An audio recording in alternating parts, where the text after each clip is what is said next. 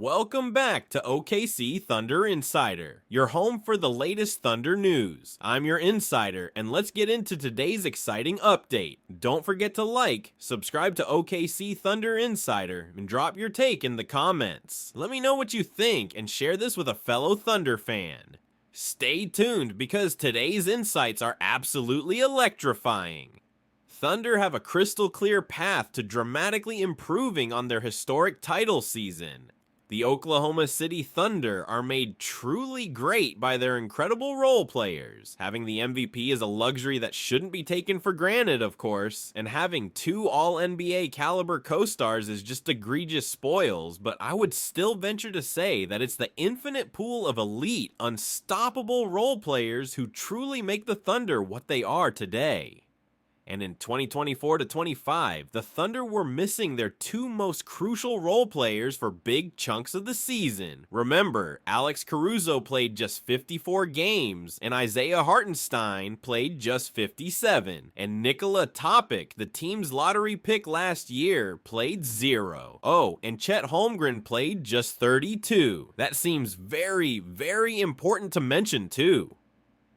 In other words, last season's Thunder weren't even at full strength for large chunks of the regular season, and adding a full season of a starter, two impact role players, and another potential impact rookie seems like a fantastic, game-changing way to avoid that championship hangover. The rich get richer as the Thunder have more depth to start the season. Yes, the Thunder are running it back with the same roster as last season, but in reality, they're trotting out a much deeper, much stronger lineup, assuming it can stay healthy. A full center rotation and a full backcourt with Caruso and Topić, who should be back early in November from his harrowing sounding injury. Plus, a healthy again Chet isn't small potatoes. These are massive, meaningful upgrades. Those are all real, substantial improvements over last year's roster that won 68 games.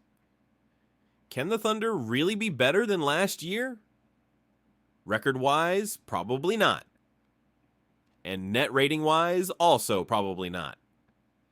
That's not a lack of confidence, it's just really, really hard to get better than almost the greatest team of all time. If they do improve on either of those things, then we're suddenly looking at the greatest, most dominant team in NBA history, which would be kinda cool. But health is still so important because it lets Daigneault try to address any issues, and there weren't many that he saw in the playoffs last year. That is a lot easier to do when he can experiment with a full-strength, unstoppable lineup in regular season games in December, not just high-stakes games in the spring. Not having to learn on the fly is pretty big, but as we saw last year, this team is full of incredibly quick learners and smart players. Things are good, really, really good. The Minnesota Timberwolves have been working hard to cement themselves as the villains of the West over the past few years, and they have done a fine job playing heel to some of the NBA's most likable, disciplined teams, such as the Oklahoma City Thunder. The problem isn't that they have been acting out, but rather that they are getting their way in the spotlight. Friday's game against OKC was a prime example, as the Thunder blew an early lead and lost 112-107 out in the Twin Cities. But it was the antics of Wolves head coach Chris Finch that stole the headlines in dramatic fashion. Finch was ejected after losing his temper after a first quarter no call on an Anthony Edwards drive and had to be held back by other members of the coaching staff. After the game, Wolves' superstar Anthony Edwards didn't mince words when asked about Finch's ejection, saying, "I'm fucking with that." This isn't the first time Chris Finch has had something to say about the referees after squaring off against OKC. Just last year, Finch went after Shai Gilgeous-Alexander and the officiating crew. It's just so frustrating to play this team because they foul a ton. They foul all the time, and then you can't really touch Shai. It's a very frustrating thing. It's clear that the Wolves really don't like the Thunder. The animosity is evident in their interviews, choice of words, and actions on the court. Friday night in the third quarter, Anthony Edwards got called for shoving SGA out of bounds on a fast break attempt and had the nerve to act like he didn't do anything. Wolves' complaints over fabricated Thunder issues have refs' attention, Edwards got called for shoving SGA out of bounds on a fast break attempt and had the nerve to act like he didn't do anything. Wolves' complaints over fabricated Thunder issues have refs' attention. All of these antics by Minnesota would lead fans to believe that they have been egregiously mistreated by officiating crews. Yet the box score simply doesn't support that narrative. In Friday's loss, the Thunder shot 30 free throws. The Wolves, meanwhile, shot 47. In fact, dating back to the beginning of last year, the foul count between the two teams is perfectly even over the span of 11 games, including their Western Conference Finals matchup.